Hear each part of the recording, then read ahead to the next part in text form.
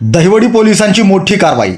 लोदवडे येथे रात्रीच्या वेळी घरावर दरोडा टाकणाऱ्या सोने चोरांच्या टोळीचा छडा। 3,60,000चा मुद्देमाल जप्त। नमस्कार, आपण पाहत आहात क्रांतिपत्र न्यूज। माण तालुक्यातील लोदवडे येथील रात्रीच्या वेळी घरात घुसून सोन्याचे दागिने चोरणाऱ्या टोळीचा दहिवडी पोलिसांनी छडा लावलाय।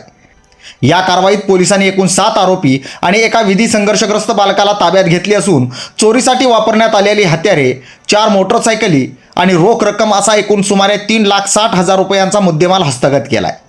दहिवडी पोलीस स्टेशनच्या हद्दीतील लोदवडे येथील नाळ वस्तीमध्ये ही घटना घडली होती। पोलिसांनी दिलेल्या माहितीनुसार 10 जुलै 2026 रोजी रात्री सुमारे 2 वाजण्याच्या सुमारास काही अज्ञात व्यक्तींनी नारायण बिरा चोपडे यांच्या घरात प्रवेश केला।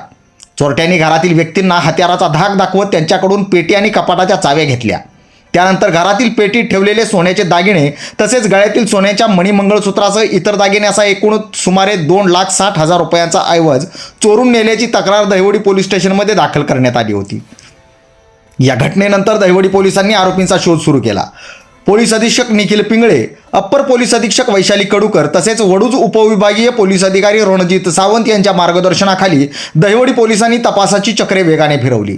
दहिवडी पोलीस स्टेशनचे प्रभारी अधिकारी भाऊसाहेब गोसावी यांच्या नेतृत्वाखाली गुन्हे प्रकटीकरण विभागाने तांत्रिक पुरावे आणि गोपनीय बातमीदारांकडून मिळालेल्या माहितीच्या आधारे आरोपींचा कसून शोध घेतला। अखेर पोलिसांनी 7 आरोपी आणि एका विधी संघर्षग्रस्त बालकाला ताब्यात घेतले। चौकशी दरम्यान त्यांनी गुन्ह्याची कबुली दिल्याचे पोलिसांनी प्रसिद्धी पत्रकात नमूद केले।